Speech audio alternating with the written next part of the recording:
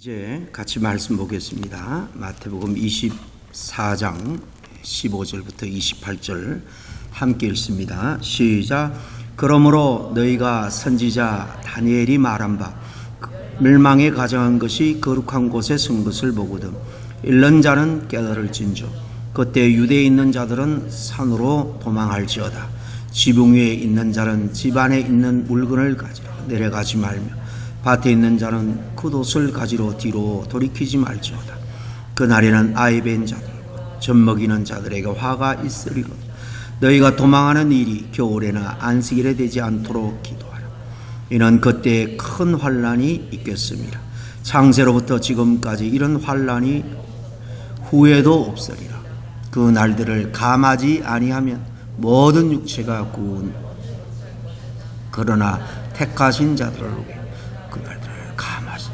그때에 사람이 너에게 말하되 보라 그리스도가 여기 있다 혹은 저기 있다 하여도 믿지 말라. 거짓 그리스도들 거짓 선지자들이 일어나 큰 표적과 기사를 할 수만 있으면 택하신 자들도 미혹하리라. 보라 내가 너에게 미리 말하였노라. 그러면 사람들이 너에게 말하되 보라 그리스도가 광야에 있다 하여도 나가지 말고 보라 골방에 있다 하여도 믿지 말라. 번개가 동편에서 나서 서편까지 번쩍임같이 인자의 임함도 그러하리라. 죽음이 있는 곳에는 독수리 모일 것이니라. 아멘. 24장 이 마태복음은 계속해서 마지막 때에 있을 현상 징조에 대해서 주님이 미리 말씀하셨습니다. 요한계시록에 보면 7 인을 차례로 띌 때마다 여기 재앙이 임하고 그 다음에 7번째 인을 띌 때에는 이제 나팔 재앙이 시작이 됩니다. 그래서 첫 번째 또 7째 나팔 차례도 불 때 더 강도가 심한 재앙이 이 땅에 임합니다. 마지막 또 7째 나팔을 불 때 그보다 더 강도가 센 대접 재앙이 임합니다. 그때는 훨씬 더 많은 이 재난의 환난이 우리 인간사에 들이닥친다 하는 것을 말합니다. 오늘도 여기 보면 이 창세 이후로 지금까지 보면 정말 한 번도 없었던 그런 재난이 마지막 때에 일어날 것이다. 그렇게 말씀을 합니다. 오늘 계속해서 이 마지막 때의 징조 중에서 이 큰 환난, 이 대환난이 어떻게 우리에게 오는가 한번 생각해 보기를 원합니다. 물론 지난주 말씀드린 것처럼 그전에 거짓 그리스도가 이 땅에 많은 사람들을 미혹합니다. 또 지역적으로 민족 간에 나라 간에 분종과 갈등이 점점 심화되고 또 자연재해가 더욱 극심해지고 또 성도들이 교회가 박해를 받고 나아가서 교회 안에 서로 잡아주는 그런 배교하는 일도 일어나게 된다. 거짓 선지자들이 나타나고 마지막 때 전체적으로 사랑이 식어진다.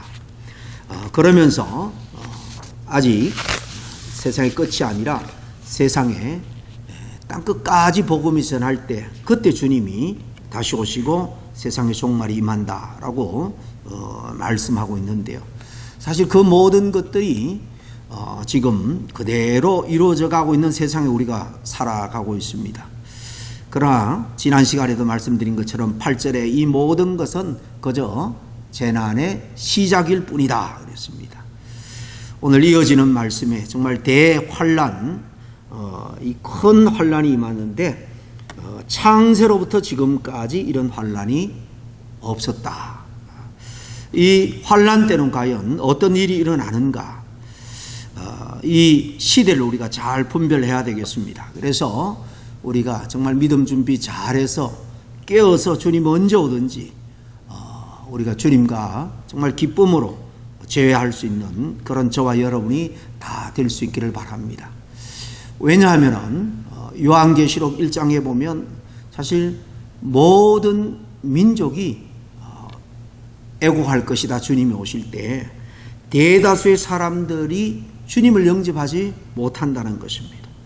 또 많은 사람들이 많은 나라 백성들이 애통할 것이다. 주님이 오실 때는 그런 일이 일어난다라는 것을 미리 말씀하고 있는 것을 보면 아무리 이렇게 주님이 미리 말씀해 주시고 또 요한계시록에 아주 실감나게 마지막 때에 우리 경계의 말씀을 예언해 주고 있지만은 사실 준비하지 못하고 살아가는 성도들이 너무나 많다는 겁니다. 그렇기 때문에 소수가 아니라 모든 민족들이 애통하고 애곡할 것이다.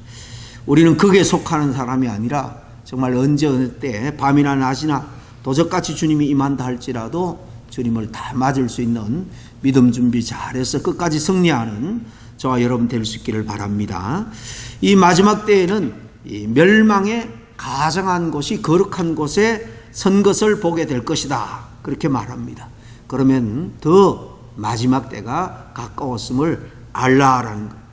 오늘 15절에 보니까 그러므로 너희가 선지자 다니엘이 말한 바 멸망에 가정한 것이 거룩한 곳에 선 것을 보거든 읽는 자는 깨달으라 라고 말씀합니다. 멸망에 가정한 것, 하나님의 거룩함, 그 신성을 모독하는 아주 악한 사악한 것을 의미하겠죠. 그리고 그것이 거룩한 곳에 서게 된다. 이 거룩한 곳은 주님이 임재하시고 예배를 받으시고 영광을 받으시는 바로 예배 장소 성전일 겁니다. 가장 거룩해야 될 이 성전이 바로 하나님의 거룩함, 그 신성을 모독하는 그런 추악하고 사악한 것으로 가득 채워지게 된다. 그런 말입니다. 이 다니엘이 말한 바 그랬는데 다니엘 11장 31절에 이렇게 미리 예언을 하셨죠. 군대는 그의 편에 서서 성소 곧 견고한 곳을 더럽히며 매일 드리는 제사를 폐하며 멸망하게 하는 가정한 것을 세울 것이며 그랬습니다. 마지막 대환란의 징조는 바로 하나님을 예배하는 거룩한 이 성소, 거룩한 성전이 훼손되게 될 거다. 이방 군대가 이 이스라엘 백성들이 목숨같이 여기던 성전을 그냥 물리적으로 그냥 파괴하는 것이 아니라 성령, 하나님의 거룩한 영, 신성을 모독한 일을 행하게 된다라는 것입니다. 매일 드리는 이 제사, 예배도 드리지 못하게 할 거다. 이 다니엘의 예언이 사실 역사 속에 이미 일어났습니다. 여러 차례 제가 말씀드린 것처럼 기원전 167년 헬라 그리스가 통치할 때 이 안티오쿠스 에피파네스라는 이 악한 왕이 이 하나님의 성전을 아주 정말 사악한 것으로 가득 채웠습니다. 그 예루살렘 성전에 제우스 신상을 세우고 자기의 신상도 세우게 하고요. 또 이 그 당시 유대인들이 가장 불경하게 그렇게 여겼던 돼지피를 성전에다가 뿌리도록 했습니다. 이런 사악한 신성 모독을 일찍이 행한 적이 있습니다. 예수님은 이와 유사한 일이 마지막 때 하나님의 거룩한 성소마다 일어나게 될 것이다. 그렇게 예언을 하고 있는 것입니다. 오늘 우리가 드리는 이 예배가 지금은 우리가 안정된 장소 또 환경 가운데서 우리가 마음껏 예배를 드릴 수 있지만은 마음대로 예배를 드릴 수 없는 그때가 점점 다가올 것이다 라는 것을 성경은 우리에게 사실 말씀해 주고 있는 것입니다. 우리가 자유롭게 마음 편하게 예배 드릴 수 있는 이 예배 시간을 우리는 특별히 귀하게 여겨야 됩니다. 여러분 돈을 저축하면 나중에 그 저축한 돈으로 어려울 때 우리가 그 어려움을 잘 넘길 수 있습니다. 예배도 그렇습니다. 기도도 그렇습니다. 우리가 많이 기도하고 예배로 하나님께 영광을 쌓고 또 하나님과의 영적인 관계를 정말 단단하게 밀접하게 그렇게 세워놓으면은 나중에 이런 정말 고난과 고통의 때 예배를 마음대로 할 수 없는 그런 때가 올지라도 훨씬 우리는 영적으로 그 어려운 난관을 잘 헤쳐나갈 수 있는 것입니다. 어쨌든 마지막 때가 다가올수록 악한 마귀 사단은 우리는 이렇게 거룩한 예배 처소로 사용하고 있지만은 이런 교회당들 예배를 드리지 못하도록 성전을 더럽힌다. 가정스러운 우상들로 채워나갈 것이다 라는 것을 우리는 알 수가 있습니다.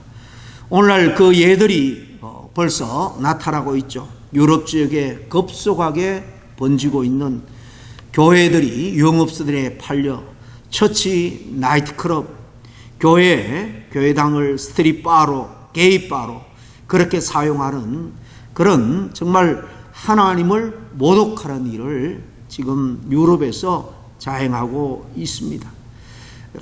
오히려 그렇게 하나님을 예배했던 신성시하고 거룩하다고 생각했던 이 성전을 클럽으로 만들면 이 타락한 세상 사람들이 이 사단의 마음으로 정말 사단의 영에 매여있기 때문에 더 정말 짜릿한 어떤 인간적인 쾌감을 누린다 그래요. 그래서 장사도 오히려 더 잘 된다고 합니다.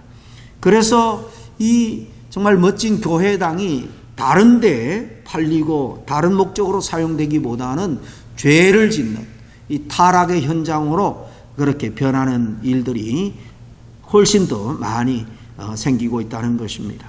비단 유럽뿐만이 아니죠. 지금 미국도 정말 큰 교회들이 문을 닫고 세상에 세속적인 그런 목적으로 점점 용도가 바뀌고 있는 그런 실정에 지금 와 있습니다. 또 다른 예는 바로 거룩한 성전에 이런 정말 사악한 가증한 것 바로 우상이 서게 된다 그럴 때 실제적으로 지금 저 예루살렘 성전에 서 있는 그 모스크 황금돔을 떠올리게 될 것입니다. 알-아크샤라는 그 모슬렘 사원, 사실 그 성전 자리는 지금 모슬렘 그 성전 사원이 서 있습니다. 한편에는 유대인들이 좀 무너지고 조금 남은 그 통곡의 벽에서 이 성전을 회복시켜 달라고, 또 우리 유대인의 구원자 메시아를 빨리 보내달라고 유대인들은 지금 통곡하고 기다리고 있는 반면에 여호와 하나님을 섬기던 성전이 무너진 그 자리에는 이렇게 거짓 우상 이슬람 사원이 들어서 있는 것, 이 또한 멸망에 가증한 것이 거룩한 곳에 서 있는 것이다 라고 볼 수 있습니다. 이게 상징적인 그런 황금돔, 이것은 점점 마지막 때에 가까울수록 우리가 자유롭게 예배할 수 있는 그런 예배 초소가 사라지게 된다 하는 것을 알 수가 있습니다. 세 번째는 특별히 오늘날 바로 선지동산 거룩한 하나님의 일꾼들을 배출한다고 하는 신학교의 모습이 사실 그렇습니다. 사실 우리 한국 그 전도사님이나 목사님들이 제일 미국 와서 많이 공부를 한 곳이 풀러 신학교예요. 풀러 신학. LA 그 파스덴에 있는 한때 뭐 한국 학생만 수백 명이 됐습니다. 저도 거기서 목회학 박사 과정을 공부를 했습니다만은 지금 그 큰 신학교에 한국 학생은 물론이고 미국 신학생들도 거의 텅텅 비었어요. 그 주변에 아파트나 이런 것들을 전부 사가지고 이 학생들을 위한 그런 이 기숙사로 렌트를 주고 했는데요. 사실 그 대부분들이 거의 또 세상 사람들에게 팔려나갔고 학생들은 뭐 10분의 1도 채 되지 않는다 그런 이야기를 최근에 들었습니다. 오늘날 모든 신학교에서 사실 자유주의 신학이 주류를 이룹니다. 자유주의 신학이라는 것은 세상의 흐름에 따라서 세상의 사상, 풍조에 따라서 성경을 이성적으로, 인간적으로 재해석을 합니다. 예수님을 동성애자, 옹호자로 묘사하는 것은 기본이고요. 최근에 어떤 이 보고를 보니까 한국의 젊은 감리교 목사들이 부활의 예수님은 남자 여자 한 몸인 그 자웅동체라 그러죠. 보통 이 생물 중에는 지렁이 같은 것들이 암수가 따로 있는 것이 아니고 한 몸에 암수가 같이 있어서 자생적으로 번식을 하는데, 부활의 예수님은 이렇게 자웅동체다. 여러분, 이 하얀 가운을 입고 이 스토를 한 목사들이 그렇게 나와서 그 강의를 하고 학술대회를 여는데 거기 젊은 아이들이 환호를 하고 열광을 합니다. 뭐 퀴어 축제 많이 들어봤을 거예요. 퀴어라는 말이 성적으로 변태적인 그런 행위들을 일컬어서 원래 퀴어라고 합니다. 근데 그게 뭐 거룩한 것이다. 심지어 하나님을 퀴어 하나님으로 그렇게 부르기도 합니다. 어떻게 이런 가정스러운 말을 거룩한 하나님의 호칭과 연결해서 부를 수 있을까? 그런데 안타깝게도 오늘날 이 젊은 이 목회자들, 신학자들에게 이 가증한 일들이 학문이란 이름으로 버젓이 특별히 신학교에서부터 벌어지고 있다는 것을 우리는 알아야 됩니다. 가끔 뭐 유튜브를 보면은 이 젊은 깨어있는 그런 목사, 신학자다 하면서 이 기존의 성경 해석을 뒤집는, 그래서 아주 파격적인 그런 논리로 성경을 왜곡해서 설명을 하는데, 많은 그런 유튜브 이 강의들이 뭐 수만 명들이 거기에 접속을 하고 하는 것을 봤습니다. 점점 강렬하고 파격적인 어떤 이론들에 더 많은 사람들이 거기 클릭을 하고 매료되기 때문에 그런 것 같아요. 여러분, 얼마나 가정한 일인지 모릅니다. 정말 악한 마귀 사단에 사로잡혀서 하나님의 영광을 가로막고 하나님의 나라를 사실 방해하는 그런 행위인데도 뛰어난 그런 머리, 여러 가지 학벌 이런 걸 동원해서 하나님의 영광이 아니라 하나님을 대적하는 그런 사악한 일들을 신학교에서 이렇게 신학교에서부터 벌어지고 있다는 것을 우리는 알아야 됩니다.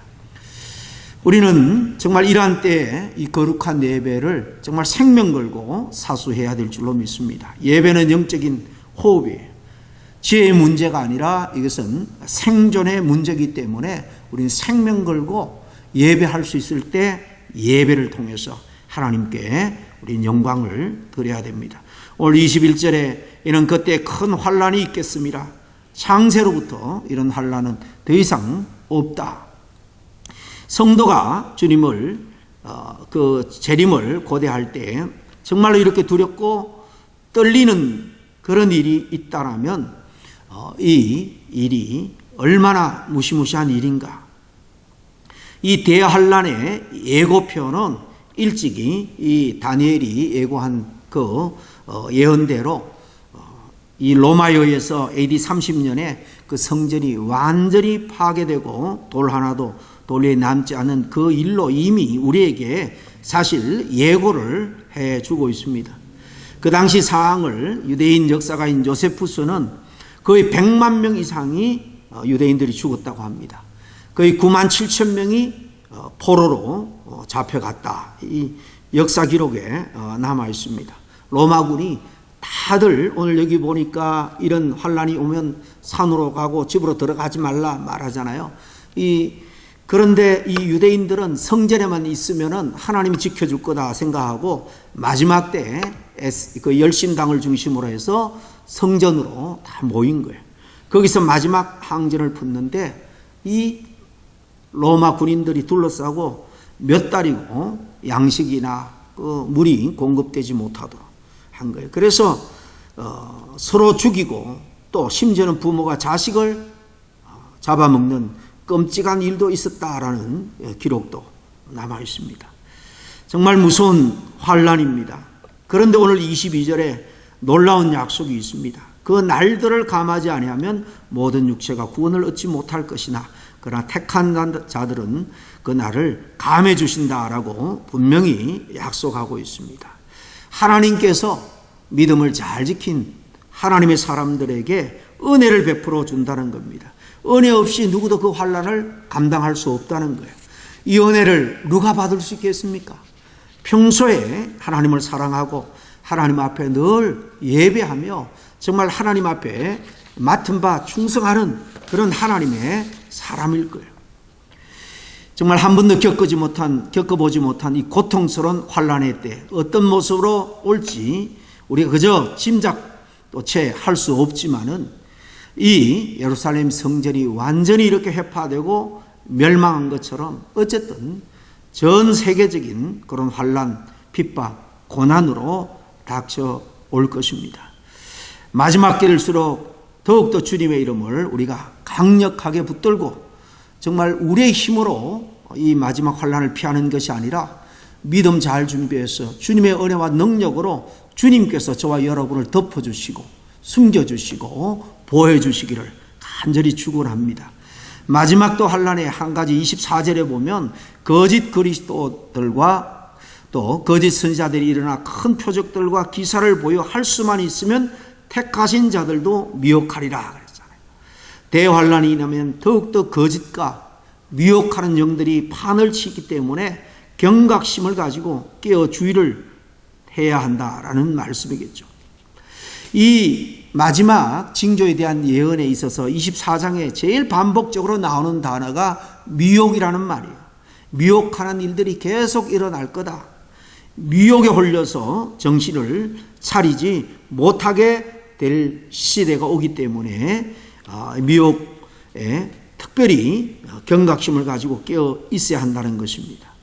정신을 차려야 됩니다. 이 미혹은 악한 영이 홀리는 건데 진리는요 단순하고 분명한데 악한 영에 미혹되니까 참과 거짓을 구분하지 못하는 거예요. 그래서 순리로 쓸 것을 영리로 쓰고 참을 거짓이라 거짓을 참이라고 바꾸어서 살고 주장하는 일들이 횡행해지는 것입니다. 여러분 마약 중독을 비롯해서 각종 중독이라는 것은 다 그 밑에 배후에 악한 영이 미혹하고 또 그 미혹에 빠져 일어나는 현상이라는 것을 우리는 알아야 됩니다. 그러므로 우리는 속지 말아야 되는데 악한 영이 무엇을 동원하여 우리를 설득할지 모르기 때문입니다. 그래서 우리는 세상의 다른 어떤 정보나 지식보다는 하나님의 말씀을 가까이 해야 됩니다. 말씀에 충만해지면은 그 말씀으로 우리는 세상을 잘 분별할 수 있는 것입니다. 난리의 소문을 들을 때, 여러 징조가 들릴 때에 말씀을 중심으로 우리는 모든 것을 분별할 수 있는 그런 영적인 그런 민감함이 있어야 될 줄로 압니다. 아무쪼록 말씀 읽고 기도하는 그런 자, 마지막 때 승리하게 하는 권세를 주님께서 반드시 주심을 붙들고 끝까지 저와 여러분이 정말 어떤 그런 환난이나 마지막 때가 정말 도적같이 온다 할지라도 한 사람도 낙오 없이 다 승리하는 우리 모두가 될 수 있기를 간절히 축원합니다. 기도하겠습니다. 하나님 아버지, 오늘 우리가 살아가는 이 세상 점점 주님의 거룩한 곳이 세속으로 또 사악한 정말 우상적인 요소들로 점령당하고 있는 이 현실 앞에서 마지막 때가 더욱더 한 발짝 가까워왔음을 깨닫고 깨어 각성하는 믿음 준비 잘해서 언제 주님이 오시든지 할렐루야 찬송하며 주님을 맞이할 수 있는 저희 모두가 될 수 있도록 주님 인도하여 주시옵소서. 사는 일이 바쁘고 급하고 긴급할지라도 우리 영혼을 구원하는 일보다도 시급하고 중요한 일은 없는 줄 알고 가장 먼저 가장 중요한 것, 가장 중요한 시간을 정말 주님께 영광을 드리고 예배하고 기도하고 또 말씀을 듣는 일에 우선 활용하고 사용할 수 있는 지혜로운 저희 모두가 되게 도와주시옵기를 간절히 바라고 나올 때 예수님 이름으로 기도하옵나이다. 아멘.